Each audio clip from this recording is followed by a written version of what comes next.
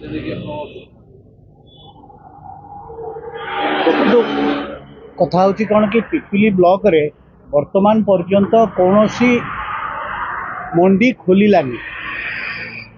कौन मिलर मंडी को आसिलेनी तेणु पिपिली ब्लॉक रो हजार हजार चाषी जो माने कि पंजीकरण करते से आज निजर धान को बिक्री न करि पारी घोर असुविधा अच्छा तेणु आमे माने जो विभिन्न सेवा समवाय समितिर सभापति आमको आसी पचारुंट चाषी मैंने धान केबे उठिबो किंतु कौन मिलर कौन सरकारी अधिकारी यार कौन सठिक रिपोर्ट देना जहाँ 2 दिन तले आम देखा पाइलु आपण मध्यम गणमाध्यम देखा पाइलु जे मिलर माने कहले जे आम धान 2 दिन आम उठेबुनी तापर पुणी शुणा मिलला जे मंत्री कहले माननीय जोगाण मंत्री कहले जे आम मिलर गंजाम रु आणबू आमको बड़ आश्चर्य लगुच जमती आलू अभाव बेले ट्रेन रे आलू आसला सेमती गंजाम रु एठिकी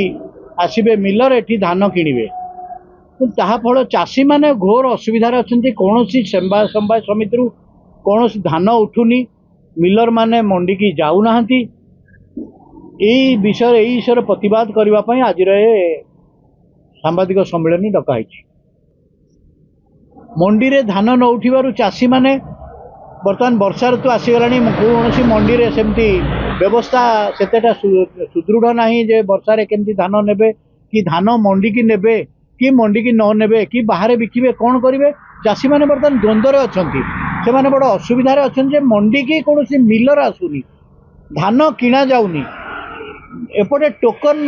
पाइका मेसेज भी आसूची जे आपण एते तारीख भितर निर्दिष्ट तारीख जो दौन निर्दिष्ट तारीख भितर आसी मंडी रे धान दिंतु ता 2 दिन पर पुणी आसूची जे निर्दिष्ट तारीख भितर आपण धान देई नाहांती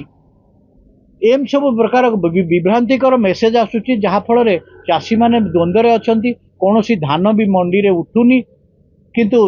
टोकन अवधि भी सरीगला धान किणार अवधि भी 1 तारीख रु आरंभ हो 30 तारीख भितर सरीज किंतु वर्तमान पर्यंत भी धान मंडी रे किणा हो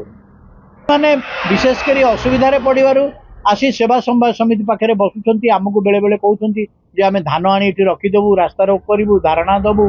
तेणु यही सबूर प्रतिवाद आमे सरकार पाखे ये कथा पहुँचापी आज सांबादिक सम्मेलन में आरंभ कर।